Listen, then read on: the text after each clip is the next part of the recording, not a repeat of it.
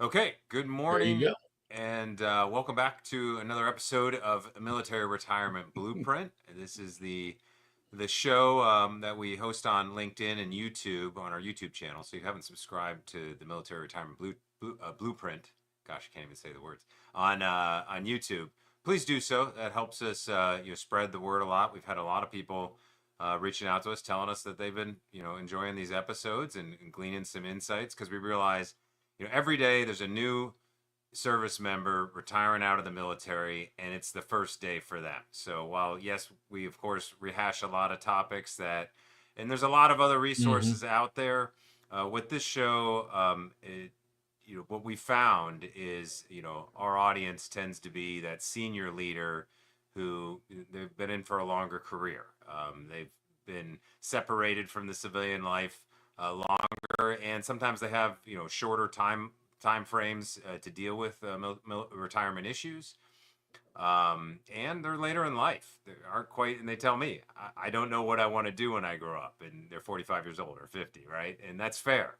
We hear that And a lot, right? We hear exactly. it a And lot. so, and so that's why we're, really lucky to have gotten Mike Wallace and the success they've had at Blue Water Advisors to, share all the insights from, gosh, almost 500 members who have gone through and landed their next career and all the, lessons learned from that experience. And so we use this as an opportunity to share that.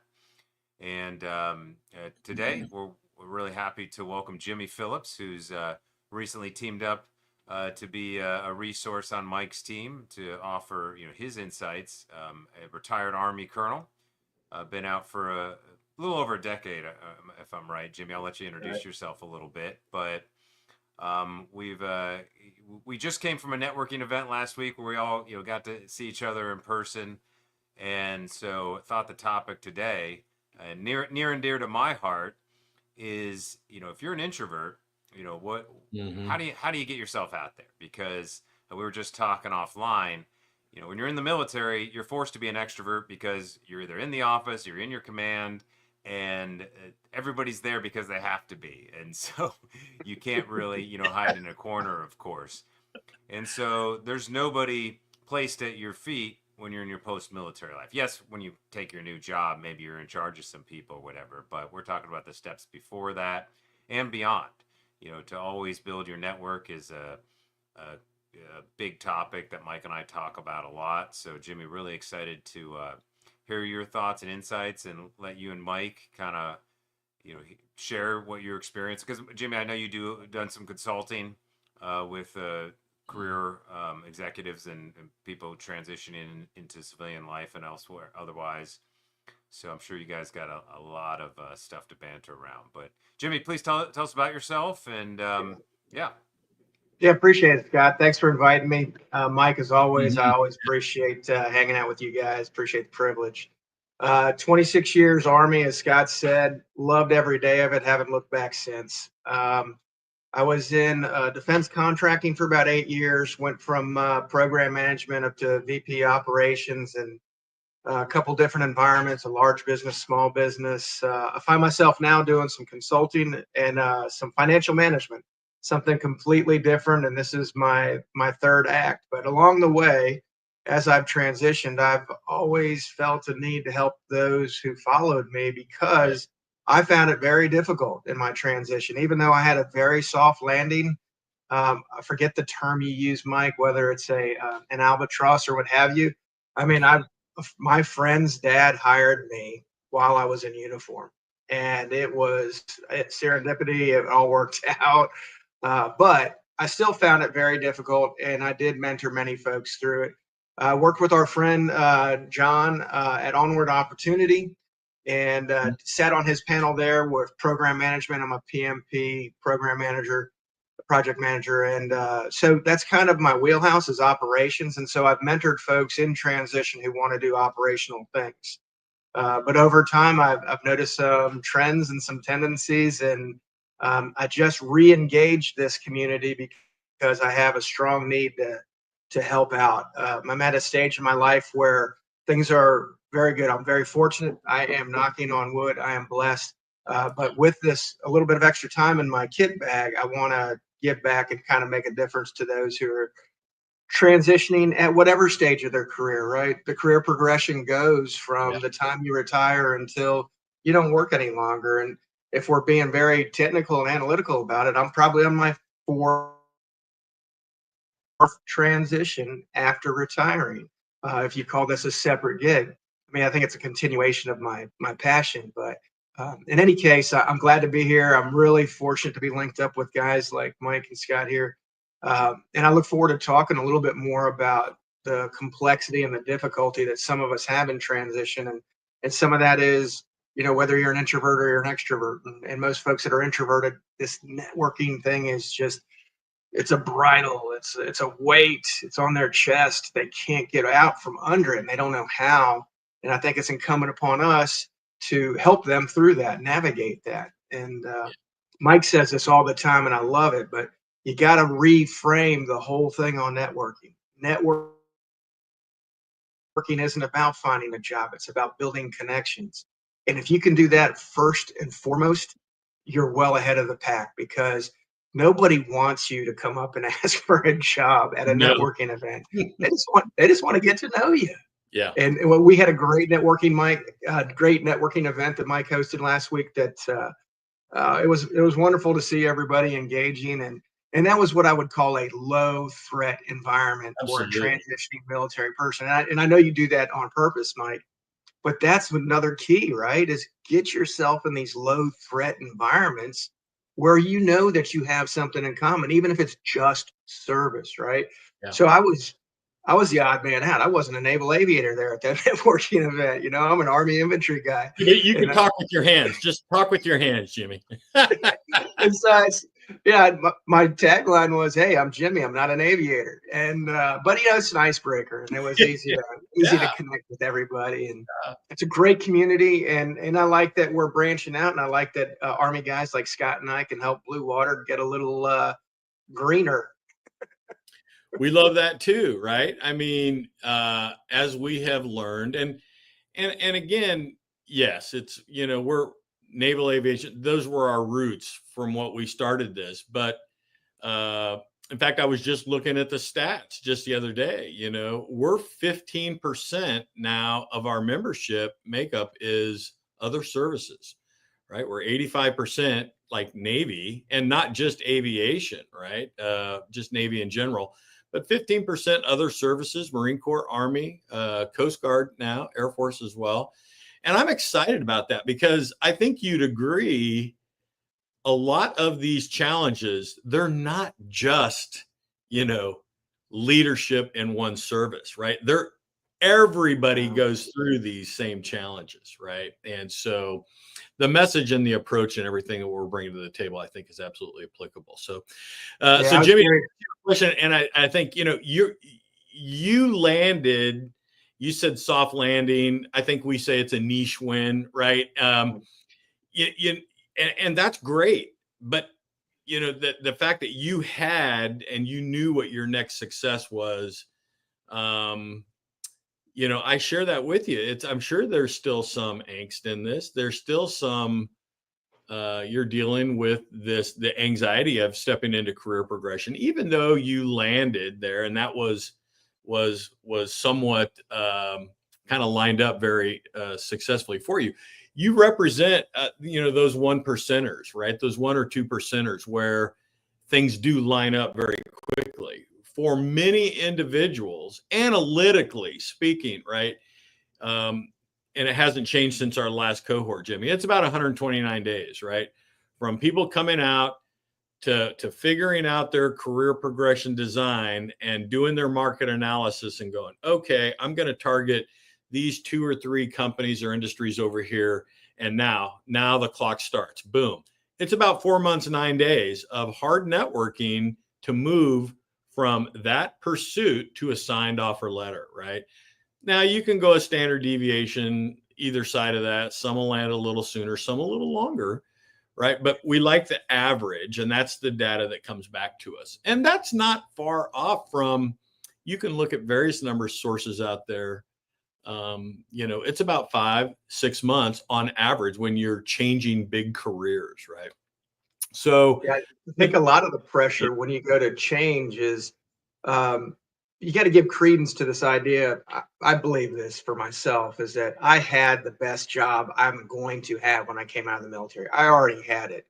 I did everything I wanted to. The Yeah. Army gave me all the opportunities I could ever want. I was very, very fortunate in that regard.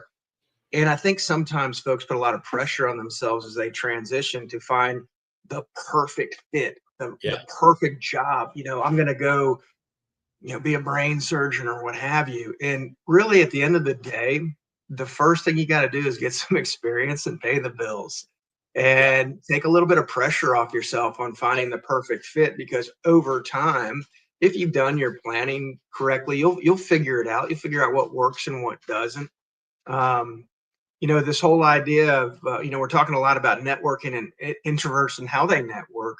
But before you even go to network, you kind of got to know what you want to do. If you don't know what you want to do, all you're going to do is confuse people, including Absolutely. yourself.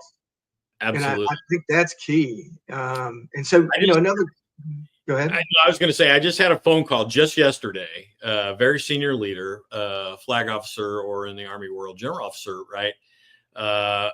And he's rambling on. And he goes, Mike, I've looked at these companies. I've looked at this thing. He says, but I'm not even sure what step one is. I mean, those were his words. He goes, but Mike, I'm not even sure what step one is. Do I reach out to them? Do I wait for them to reach out to me? Like, what's step one in this? And I go, okay, step one is none of that. Right. I go, step one is the introspection and figuring out the big rocks in your life. In other words, what's important to you? And I want you to have conversations with your inner circle. I want you to have conversation with your family. I want you to be introspective about you. Like, where do you want to live? How much do you think that you want to make? How much time do you want to? Hey, we all serve very, very busy jobs. Do you want to be a 0430 to 1930, program manager for a company? There are companies out there that will take that much time. And over the weekends, and do you want to make that level of contribution? I'm not making an argument it's right or wrong. Right. I just make the argument that these are the kind of questions individuals need to jump in, right? And you said it. You go, step one is, what do you want to do, right? And there's a methodology that will help you walk through that, right? And we introduce our members to this. But back to the point that Scott, you said when you kicked it off earlier, is and we say it like this, it's not just about networking, it's all about networking. The single most important thing members will ever do in pursuit of their next success is networking. I firmly believe that. And Jimmy, I'm not trying to line you up to my message. I would truly love to know what you think. I get it. Knowing how to dress appropriately or what is expected of you. A resume, okay, you got a targeted document. Yeah, but all those things aren't going to get you the job. It's how you and I interface. It's the trust and confidence that we build within this relationship, right? I firmly believe, and our members have come back to us and they say, absolutely, that is very, very important to finding your next success. So let me stop there. What do you think about that, Jimmy? Like 100%. No, I've had 4 jobs that I've been a W-2 employee, and I've done some other 1099 stuff, of course. Yeah. But I've had 4 W-2 jobs. None of them came from an application or a resume. It came from a connection. Amazing. It came from a person. Yeah. That makes the point right there, right? And I know there's a lot of folks out there that just keep hitting the send button on LinkedIn or whatever the platform is. And it's truly a waste of time unless you've done the homework and thought about it. And, we talk about knowing yourself first. And we were talking about, I love Scott's introduction about when we're in the military, we have this framework, we have this team, we have this role, and all of this is studied over time. We got a lot of, for military officers, we get a lot of education along the way. We never get thrown into a situation we're not prepared for. Yeah. Well, then all of a sudden we have transition. Yeah. And you can prepare, but you need help. And I think one of the things you need to figure out is who you are, like we were just talking about. And then as you do that, we're focusing in on introverts today. And it's significant to understand yourself, whether you're introverted or extroverted, just because of the extra challenge it will cause you when you are networking.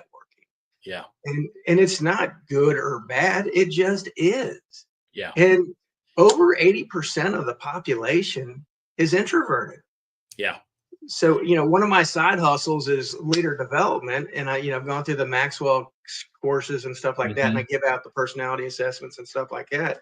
But 80% of the folks are reserved. And so there's only 20% of the folks that are truly comfortable in an extroverted environment. And so it's not that introverts don't function in those environments. It just takes more energy and preparation. And that's what I would encourage folks to do is, if you're an introvert, and a lot of us are, Yep. be prepared for those engagements. Know Yeah. what you want to say, have a hip pocket opening line. All you got to do is get a conversation started, because people, especially at networking events, are so generous with their time and insights. All you got to do is get it started. And that was the tough part. Scott and I were talking about, left to our own devices, we'd be sitting at the networking event staring at each other. Yeah. Where Mike says, "Hey, Jimmy, this is Scott. Scott, this is Jimmy. You guys should talk." Scott and I, what did we talk? 30 minutes, brother? I mean, it was awesome. I had a great conversation with Scott. But honestly, left to my own devices, I probably wouldn't have said boo, just because that's my comfort zone, is to be a little bit more quiet. And like Scott said earlier, in the military, it really brings you out because you're performing a role, and your role is leader. It's platoon leader, it's squadron commander, it's lead pilot, whatever it is. You're performing a role, and you know what you have to do to perform that role. Well, as you're transitioning, your role is job applicant. And so you got to kind of fit into it and figure out how to do it. And the best way to do it, as we've underscored so many times, is networking. And so I think that if you know yourself and you've got a little bit of a statement that says, "Hey, I'm Jimmy. I got an operational background. I really want to be a program manager. I'm looking to help out a company in operations." Okay, that's 2 sentences. I've got an introduction. You kind of know where I'm coming from. I didn't have to kill you with a bunch of credentials and experiences as much as a desire, right? I have a desire to help out operationally. And now you kind of know where I'm coming from. Absolutely. And you said something that spurred me to think about this. And Scott, here's the hack of the day, right? Here's the hack of the day for our introverts. Your initial engagement in the networking environment, one of the keys to success, right? And Jimmy said this: if I go up and introduce myself, "Hi, Jimmy, my name's Mike Wallace. I know you worked at Command Post Technologies. Hey, I'm looking to get a job at Command Post Technologies. Do you have any openings? Can you hire me?" Man, the blast shields go up. Somebody wants something from me. No. The hack of the day is, and this works very well for introverts, and I'd love to know what you guys think about this. In other words, "Hi, Jimmy, my name is Mike Wallace. I was wondering if you might be able to spend a couple of minutes telling me how you navigated to Command Post Technologies. What did you enjoy most about working in that environment?" In other words, an introvert, I'm already not comfortable sharing a lot of information, but people love to talk about themselves, right? And share their story. And now you're opening the door up and you're teasing that out. And that's going to do two things for an introverted person stepping into a networking environment, right? The first thing it's going to do is put you in a comfort zone, because now I don't have to deliver message and I'm uncomfortable doing that, right? But now I've spurred this individual to talk about themselves and to share their insights with me. And the takeaway for me is, at the end of the conversation, I go, "Yeah, I could probably see myself doing that." Or, "You know what? There's no way in the world I could see myself doing that," based on teasing out this information from the person you're networking with, right? And I just find that's a very comfortable way for introverts to approach these initial conversations.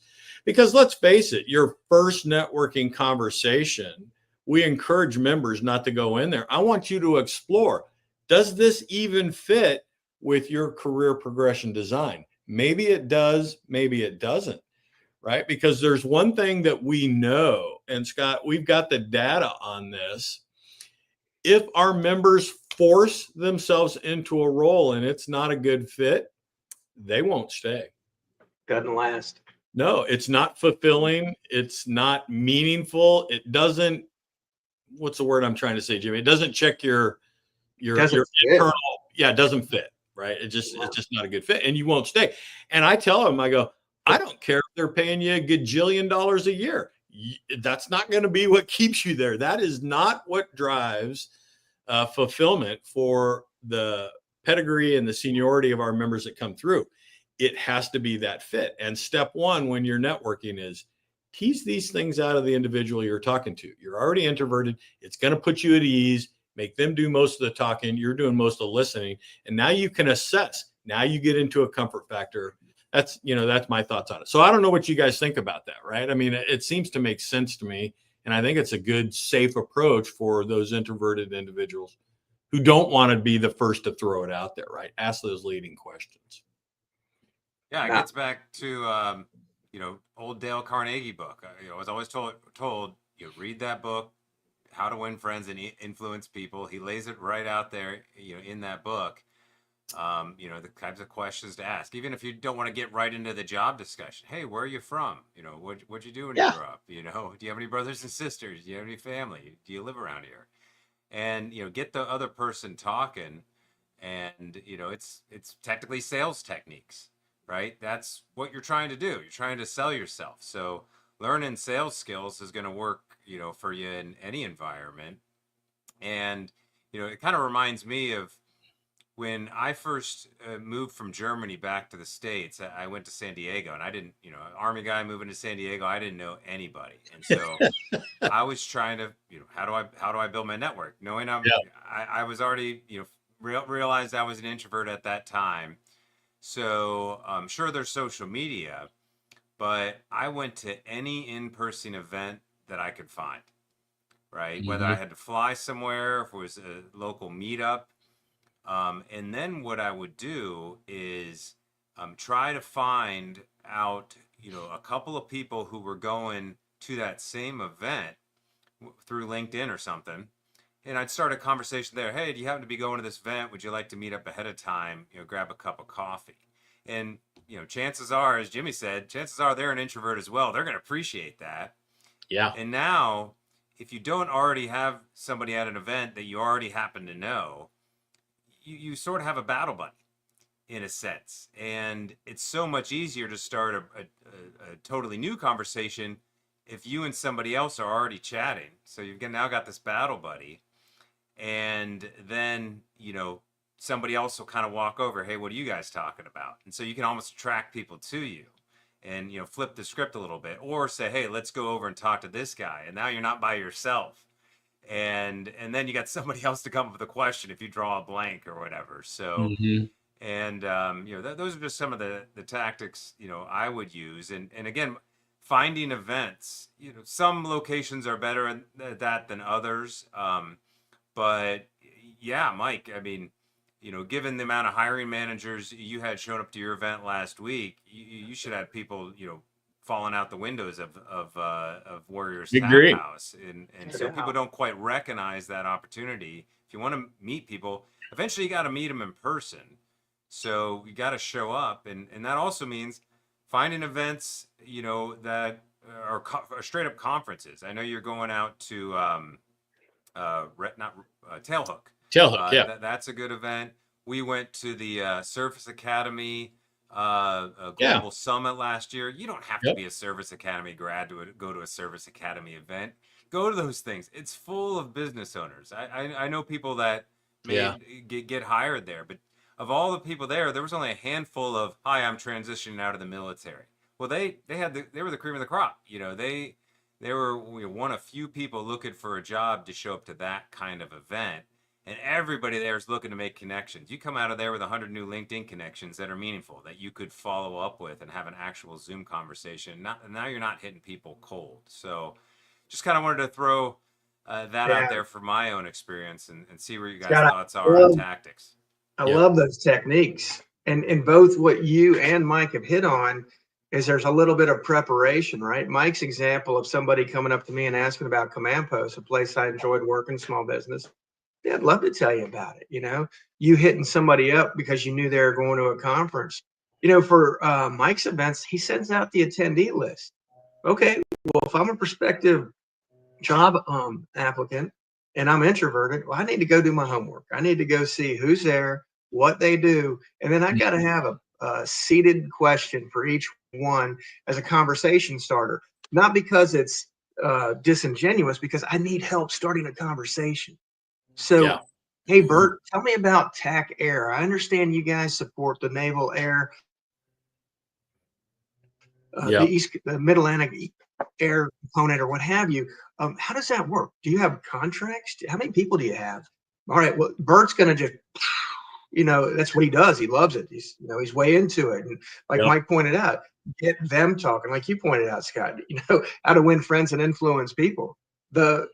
People like the sound of their own voice, get them going, It is. Yeah. And especially Yeah. those that are extroverted, right? They're now in their comfort zone and they want to share. And that's gold mine for an introvert, because now I'm absorbing it all, right? I understand about the company. I understand the challenges. Yeah, that's just awesome. The other thing that we try to do, Jimmy, and I think you're seeing it right now, right, is this environment that we've tried to create here at Blue Water, right? Like, and I lump everybody into similar experiences. The pedigree of individual, we're all senior leaders. We've all navigated this space for some period of time with some service. So we have that in common. That's a lot, right? They've all been through the Blue Water cohort or the message, and they understand this, right? So it should be, and we're trying to create that comfortable environment where you already have so much in common with the membership that's there, and we still hope that it is a comfortable approach. But even if it is not, members can still come to us, come to you and say, hey, Mike, would you introduce me to, right? We can prep that, right? And we do that regularly, where we introduce members to other members from other cohorts who they may be interested in recreating what they did and where they landed, right? And so just want to just build that on ramp and that, void of friction or void of, any kind of angst, right? We just need members to go out there, because we understand how important networking is. It really is the foundation for everybody's next success. They've got to get out and do that. And however, as an introvert, you get over this, we're going to encourage you to, you're going to have to figure this out. One thing that I'm going back to, Jimmy, and I think you mentioned it in your early comments, we've got to get them away from a job posted up and I'm going to apply for it. And they'll come to me and they'll say, Mike, what do you think about this job? And I'll go, yeah, okay, it looks like a job. Is it a good fit for you? Well, I don't know. I just saw this came up. I just applied for it. Who are you talking to at the company? Well, Mike, nobody, but I applied for the job. Look, that's a really cool title. You're already shooting behind the duck. I love that phrase, right? The duck's out here and you're shooting behind it. Very slim chance of a success. You and I know this. Our members who have landed understand this. And they go, yeah, Mike, the position's going to be gone. If I don't apply for it right now, the company's going to fill it and I'm going to miss the opportunity. And I say, listen, start networking right now within the company. They always will have room for talent, right? And Jimmy, just help me out on that discussion, right? I have this dialogue with so many of our members, and they go, Mike, if I don't apply for it, the company fills the role and I miss the opportunity. And I'm like, no, put your time into networking, because the company's always looking for talent. If they love you, they'll find a place for you, right? And 100%. So what are your thoughts on that? I mean, yeah, no, conversation a lot. Well, earlier we talked about you're coming out of this framework. You've got this really strong framework within the military, and then you're kind of dangling by yourself, and you don't know what you're doing or what to expect. And so you have this fear. You have this fear that you're not going to find a job. And because you have a fear that you're not going to find a job, you start grasping. And when you start grasping, you're grasping at the wrong things. You're grasping at these LinkedIn advertisements that say vice president of strategy. Oh, I was a planner, man. Strategy, sure, or, or, Yeah. something with profit and loss. In a budget, I know profit and loss. No, you don't. I'm sorry, you don't. I mean, spending money is different than making money. Okay, let's talk about it. Absolutely. But Absolutely. you're absolutely right. Start with the connections, and for introverts, starting with smaller connections. I love Scott's idea about contacting somebody, getting a cup of coffee. Mike, you and I had a cup of coffee. That was our first engagement. That's how you Yeah, start the connection, right?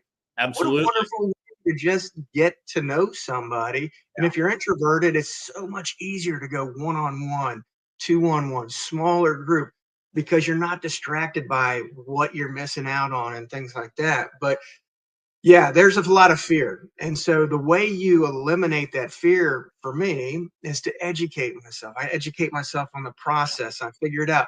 I told you that I had this really soft landing, but I had no idea what I wanted to do Sure. until I spent 6 months getting introspective on who I am, what I do, what I want to do next. And that's when I got a little freaked out about this whole idea I was an introvert. I was like, not, no, no, no. I'm Colonel Phillips, man. I'm in Yeah. charge. I'm large And and in charge. it was a persona. Being in charge in the military becomes a persona, and sometimes you get comfortable with it. Well, when that's gone, you need to figure out how to build your framework again. Frameworks come from networks, from Agreed. friends, from Agreed. knowledge, from understanding, getting to know the process. I mean, and maybe we can work on this together, Mike, but I'd love to know the statistics on, I think you brought it up in one of the seminars, but nobody gets a job by just hitting send on the resume. I mean, how many people do that when they apply for a job, and how many get a job? I bet it's something Less like than a percent. It's a percent, maybe. Right. I mean, and tops. we lump those successes, and I lump those into niche wins. In other words, I I will never say it never happens, Right. because we all probably can think of some obscure case where, and I know several stories I share with people, that it does happen, that you can just see a job pop up. I'm going to apply for it. All of a sudden, you get a call from the company. Now they have a couple of phone calls with you. They invite you to an interview. They interview you, and now they extend to you an offer, and then you go to work for Disney down in Orlando, and man, they loved you. And I'm like, holy cow. Like, but I think we would all agree, right, that time and time again, that is the niche win. That is the small percentage. In fact, Jimmy, I can't remember if I shared it at the last cohort, but we had a member, I won't mention his name, Navy 06, was right at 30 years. And I had a cup of coffee with them before they joined the cohort. And it was I got no problem with this. He brought his spouse, lovely lady. She was in the room with us. And I think maybe you remember in the story, but I love telling it. And she had this beautiful Excel spreadsheet. In fact, I could engage her and take lessons on how to make this spread. It was beautiful. And the first column was the name of the company that they engaged, the date, right? Did they apply? The title of the position. Man, it was very detailed, very laid out. And the far right column was, or the second to far right column was a response from the company. And then there was a thing for comments over here. And I'm not exaggerating, Jimmy. There was 157 attempts. 157 attempts, because they came to the meeting and they were a little bit skeptical about Blue Water. And he says, Mike, nobody wants to hire. And I'm completely like, they're not doing their job. I'm doing my job, and I'm just applying. And I'm like, okay. I said, I got a couple of questions for you. I said, first question I had was, what resume are you using for all of these applications? And so he tells me this. I've got this resume. It's one resume, not targeted for all these efforts. And he says, I've got a software tool that scrapes all these job postings, so I'm the first one that applies. And he had a great methodology for this. And I go, okay. And then I said, who are you talking to at these companies? I said, let me just pick one. Here's one. It was Canon, the company Canon, and they've got a big plant over in Newport News. And I go, Ken, who are you talking to there? And he goes, no, Mike, I'm applying to the job. Yeah. I understand that. Who are you talking to in the company? And you could just see the confusion. We were in this do loop. He goes, no, Mike, I applied to the job. I understand that. Who are you talking to at the company? And he's like, he just couldn't, we were just talking around each other. And so I said, I understand. I think I understand your problem. Right. And it was exactly what we're talking about here today. Very slim margin of success. And so, Jimmy, we lump it into the niche wins. It's 1% maybe. And I always tell our members, if a job falls out of the sky and lands in your lap, we want to hear your story. I want to add you to the bucket, but it is very small. And for anybody listening out there, members that are listening, I would much rather see you put your time into networking. Have a conversation with somebody. Learn what it is they're doing. Have them learn a little bit about you. Like, I get it. It's uncomfortable, but we're trying to give you some tools as an introvert to get over that. I hate to talk harshly or whatever, but I'm going to say you have to learn to adapt and get over that. You're going to have to, right? If you want to be successful. Yeah, I think we talk about it, but as a hiring manager, I don't know who applies first. I don't care. I don't care, man. The deadline is the 15th. How many did we get? Exactly. And then as a hiring manager, even in a small business, I was. Can you imagine? Like you're holding a resume and goes, "This was number one." Like, are you kidding me? He must really want it, so therefore he's the best. Hey, let me ask you this to kind of branch off that a little bit, because I've had conversations with both of you about this. The kind of expectation that, well, I was in command, I was in charge of a bunch of stuff, therefore, it should be, of course they want me. And maybe some of that, maybe it's a little bit more of arrogance as opposed to being an introvert that stifles the networking. How does that, misconception of, hey, the civilian world is just different. We got to have different expectations, treat people differently. I wanted to get your guys' thoughts on that. I love this topic. Yeah, I do too. Straight up, I'm a retired 06. I absolutely hated hiring retired 06s because of their expectations. Now, if I knew them or they'd been coached or they'd have a previous job, the expectations were kind of normed out, right? And I think this might be a reason Gucci doesn't bring me back to the O2O boards, because I would get pretty excited about it, because you would get this hubris of, hey man, I'm a carrier, I'm the captain, I'm a CEO of a carrier. I'm like, yeah, nobody's hiring you to do that, man. There are no other civilian carriers. I mean, I get it. You, from a military perspective, you are the shit. You are less than 1% that's ever walked the earth commanding a carrier. That is amazing. Truly, I am not being facetious here. That is amazing. I don't care as a hiring manager. I really don't. In fact, I might hold it against you, because you were a carrier commander and you probably think you're all that, right? You were a pilot, you were a nuke, you did all these great things. Well, shit, you're going to be a handful, pal. Now what you have to do is talk me off that ledge. Why won't you be a handful? Why is it you can fill my need? Why is it you want to work for me? And when we talked about it at the last cohort, this whole idea, folks doing their resume and pounding their chest, oh, it was great. Look at this thing. Oh my God, I had to frame this thing. Nobody gives a shit. You're trying to fill a need, your right? resume is not written for you anyway. Your resume is written for somebody else to absorb the information that they need. I'm trying to fill a hole. I'm trying to fill a hole. I need somebody who can do X, Y, and Z. Demonstrate to me the best way you can do X, Y, and Z, and let's have a fruitful conversation about that. There are so many organizations, Jimmy, and you and I are passionate about this. And you probably remember in our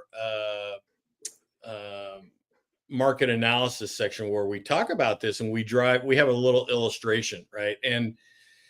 And there are organizations out there that pound this in veterans' minds. I hate the term elevator pitch. I hate it because they go, get your elevator pitch. And so, hi, my name's Mike Wallace. I was 30 years a naval aviator in active duty, and I went to flight school back in Pensacola, Florida. I came out with VF 101, and I can regurgitate my elevator pitch, and it's all about me. Listen, and if there's listeners out there or reach out to us, I would happy to explain this in person. And this is the takeaway. This is how I want you to think about it. When you're talking to individuals who are potential hiring managers out there, it's not about you. It's about them. Now, hang with me. There is a part of the conversation that's about you. But guess what? The part that's about you is what you're going to do for them. Nobody gives a shit about all the great things that you did. I may be interested in the hard and soft skills that you garnered from those experiences, but I'm going to rely on you to convey how you're going to use those things to solve my problems. And if you don't even know what my problems are, it's going to be a very quick end to the conversation. And, right? We have to bridge the gap, right? And I think, Jimmy, you and I are aligned on this. I can't agree with you more. We seem to think that everybody is just going to be falling all over themselves to come get us. And at the end of the day, I'm trying to think how to say this without reinforcing bad behavior. At the end of the day, we are very capable. We are incredibly knowledgeable and capable and educated and reliable and honest and all these kind of things.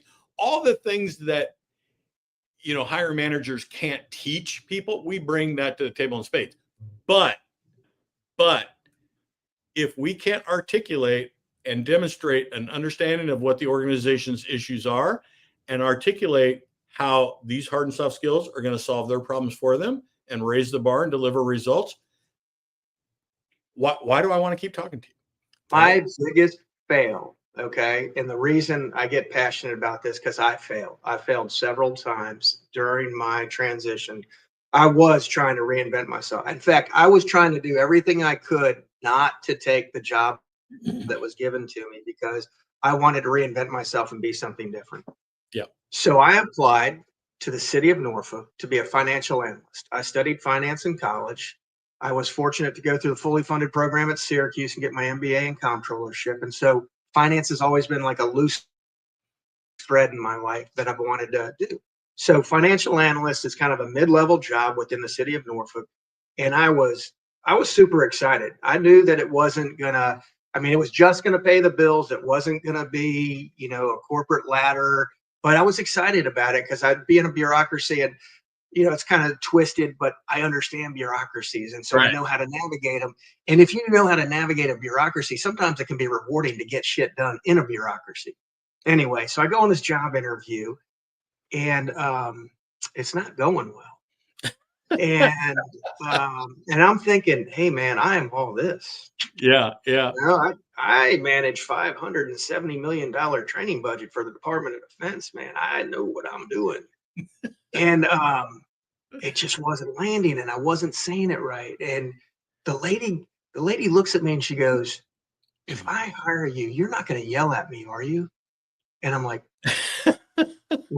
what? Yeah.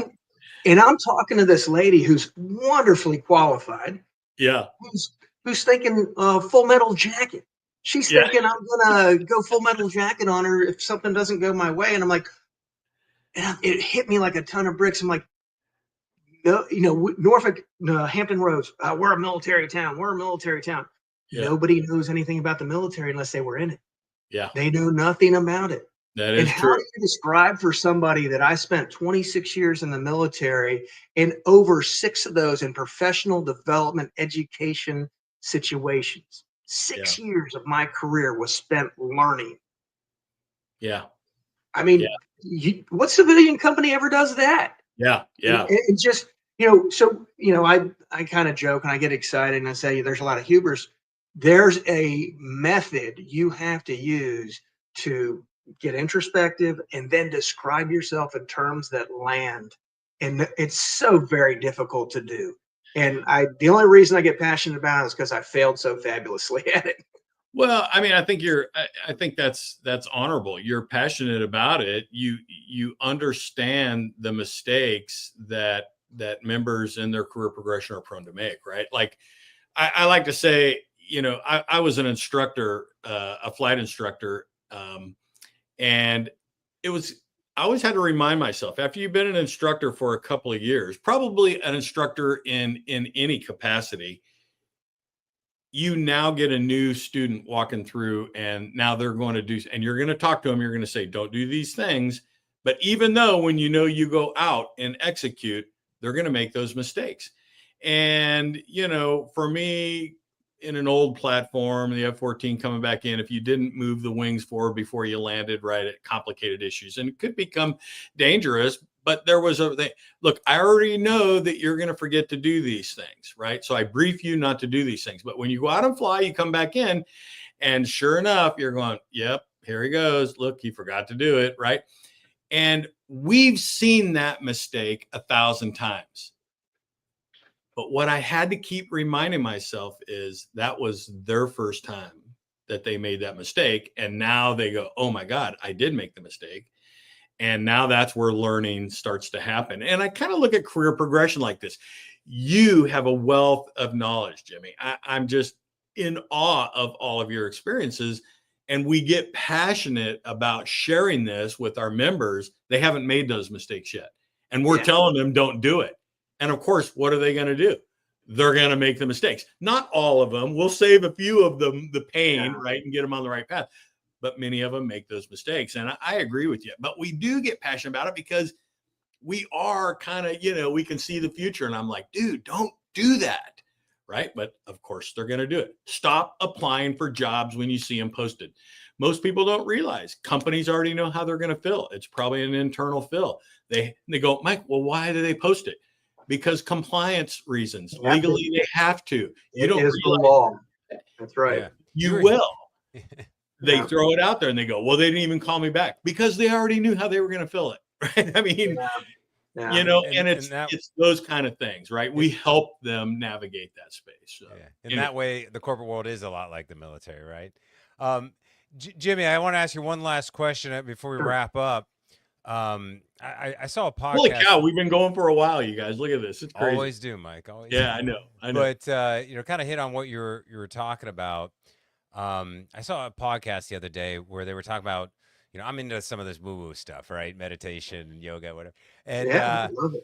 And they were talking about, what is the highest, vibration? Like if you walk into a room, you vibrate energy. You bring a presence with you one way or the other, right? And people assume like, well, the highest vibration is happiness or fear, right? But really, I guess studies show that the highest vibration comes from authenticity. And I think about, when we've gone through a career in the military, we're used to wearing uniforms and ranks and job descriptions and labels. But is that your true identity? Just I was a commander of this, or I was this rank. No, you were a human being outside of that. And that's what's going to happen now after the military, one way or the other. What are your thoughts on, taking the military label off of your self-identity when you're getting into networking? Does that help at all with the introversion? I think so. I struggle. I'll be honest. I struggled with it. I expected others to kind of know what I bring. I expected others to have a understanding of what an Army leader does. Not that they needed to know Jimmy, but they needed to kind of know what an Army leader is capable of and does. And that was wrong. That was false. We talked about being introverted. I didn't realize it until I got introspective, that the leadership role, the uniform, the position, was so much of my persona. It wasn't like I was abusive with it, but I identified with it. And so when I walked into a room, I commanded the room because I was a subject matter expert on joint training. And I loved my last job was joint training. I absolutely loved it. Best job other than commanding that I ever had. But when I walked in, it was the uniform, it was the role. And then when I was in a civilian role and I walked into a room and I was just one of 6 people in the room, and nobody I wouldn't say they didn't know, but they quite honestly didn't care what I did, you know? That's It fair. in my word, in my voice didn't carry what it used to. I struggled with this. In fact, that's probably one of the reasons I left my first job was I couldn't get through to some of the, I'll call them softer skills. They're really not, but I was an ate up army guy. And so the contracts, the HR, the finance, I couldn't get through to them. I would I would get military on them, unfortunately, and I'd tell them what to do, or I'd tell them what I thought, and I'd kind of expect them to just accept it.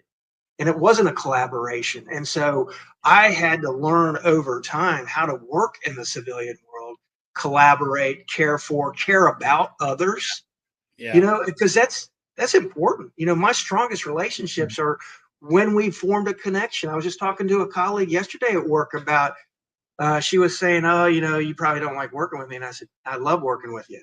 I love the way you do work. I respect the way you do work. I respect what you know." And I couldn't have said that 10 years ago. I could not have said that 10 years Yeah. ago because I thought they should respect me. And that's one of the biggest leaps when you come out is this demand for respect or this expectation of respect in the military, it's there. They're going to give it to you because of your position, your rank. In the civilian world, you truly do have to earn it through performance, caring, understanding, empathy, true leadership from a position of knowledge and understanding, not from a position of power. And that's what makes it so difficult. And when somebody says, "Oh, I know how to do that because I was in the military," no, you know how to do that in the military. You don't know how to do that in a In civilian this company. environment. And Yeah. very similar experience when I was at Amazon, right? I mean, I don't want to say they're bad Americans. They don't know, about the military in this case, or where they don't even realize their nation has a military. They don't even know the questions to ask. They're not even curious, right? And to your point, Jimmy, I'll take it to the next level, right? They won't care until you change their environment for the better. Now they're interested. And in my case, my first role and responsibility there, I think the first, they call it OLR, but it's a promotion cycle. And I had a team just there in Seattle. I had a worldwide team, a couple of teams in India, one in Beijing, one in Costa Rica, and one there in Seattle. But the 12 people I had there in Seattle, I think I had 6 or 7 of them up for promotion, right? And I remember everybody's like, "Mike, and oh, by the way, I think we got 4 or 5 of them promoted, right? Um, and they go, "Mike, this doesn't happen at Amazon. Like maybe one goes up." Like, and it was just this thing. It was just like, how did you get all these guys? What is going on here? Right? This just doesn't happen. And now there's interest. And now they come up and they go, "Okay, what did you do before you came here?" That's where you got the first question. And man, you've been on board this team for 7, 8 months, 9 months, whatever. But now you're changing their environment in a positive way and delivering results. Now they're interested. Your observation, Jimmy, is exactly like mine. Nobody cared. Yeah. You tried day one walking in going, "There's a new sheriff in town and this is who I am and this is how we're going to do it now." That doesn't go over very well, right? You've got to deliver results in their world, and then maybe they're interested at that time. So, Scott, I know we're running late on time, man. I don't want to keep us going on too far. It's No. amazing. We've burned almost an hour. It's crazy. Well, It's crazy. that's a good no. You guys had a good, honest, conversation about this. I think we got a lot of insights and tips. Tom Welsh says hi, by the way. Hey, Tom. It's, How you doing, sir? But we'd love to catch up with Tom sometime soon. Yeah. We have him back on the show. See what lawyer Miss that guy. life is like. Yeah. He's got a But- really successful podcast on his own. He does very well. No, speaking of networking, if you're looking to reach out, start a conversation, I think any of the three of us are, open to chat about, any aspect of your military retirement. Jimmy, let me drop your LinkedIn link. Obviously, you can find all of us on LinkedIn pretty easy, but Social media, just look us up, reach out. So Yeah. hit up Jimmy on LinkedIn, and Mike and I, or of course, if you're on LinkedIn, our connections, we should be synced into this event as well. But yeah, Jimmy, anything else you want to share, promote, or ways for people to find you? No, I appreciate the opportunity, Scott. Mike, just being a part of the team and helping out is kind of what I'm striving for. Yeah, I do have my own little consulting thing, but I don't sell it. If people need help, I just want to be there to help. So the reason I'm passionate about it is because I didn't do well, even though I got lucky, and so sharing a couple of those stories with the team and helping folks try to get through what is a very difficult transition. And I loved what you were talking about, with energy and all that. And I think that coming out of the military, the transition is on 10 different levels. And this is one of them, but this whole idea of who I am and how I act and how I interact, I think it deserves some time. I think folks need to kind of understand how they should or could interact in a civilian world differently than they did in the military world. And I think that will go a long way. Yeah. It would have helped me had I put more thought into it earlier on. I know that. Yeah. Mike, It's all anything good, to Scott. share, Thank you, sir. promote? Nope. It's, we got our next cohort coming up, right, Jimmy, at the end of the month. And in fact, Jimmy's going to be pitching, right? A little discussion there on the career progression design and a little bit on strategy. And so we're looking forward to that. And then it's a short turn. We're right into a virtual cohort in the month of August, right out to Tailhook, right back from there, and then up to the Naval Academy for our event up there, Scott. So busy times, right? All around, but Yeah. exciting. Well, Already, yeah. just to let you guys know, already right in 2026's schedule, just heard back from a couple of organizations, right? NOC TSD is considering bringing us back. For many that follow us, right? They know we were down in Orlando supporting that organization January of this year. It sounds like that they're interested in bringing us back. We will hopefully be back to the Naval Academy again in 2026. So already the months and the blocks, right, are starting to kind of fill up. Shield AI has offered up their conference room up in DC. We've helped them make a fill on a critical role that they were hiring for. So we're just delivering results for, our corporate partners, other larger partners that are out there. Mantech's another one. Booz continues to be a staunch supporter. So, it's just a world where everybody benefits. The members benefit, the companies that align with us benefit. It's just a great world where everybody comes to the table and benefits from it. So we're excited to kind of grow and scale that. So, yeah, All things are right. busy. Well, cool. And if you're getting out and making decisions about various retirement benefits, what to do about the survivor benefit plan, VGLI, that's what we do at US Vet Wealth. So, hit me up. We got a new software analysis tool. I'm looking for beta testers Yeah. on. Neat tool. I think I finally finished it, so I'm going to be launching. Okay, that. just for the audience, let me help you out there. Scott never completely finishes anything. He always lives in improving, and that's what I love about him, right? Scott, you'll keep polishing things. Yeah. And I love that about you. That's a great attribute, right? You're always looking for I've gotten a lot of, learned a lot over the years working with people who understand these decisions, for themselves in different ways and approach it in different ways. And we're just trying to make it, give them a platform where they can make the decision that's best for their family and then feel confident about it versus, going through a full process and then still feeling emotionally tied and not sure what to do. And it's like, the government didn't help you. We didn't help you, if you're still kind of uncertain. So we're trying to bring certainty to it so you can move on with that new career progression. But all right, guys. Thank you, Scott. Thanks, Scott. Appreciate it. I don't know. Tom said he should be. Is he referring to me? Or... Love it, Tom. Hope you're doing well, brother. All right, guys. We will see you all next week. Yeah. And have a great rest of the week. All right. Thanks, Scott. Cheers. Cheers.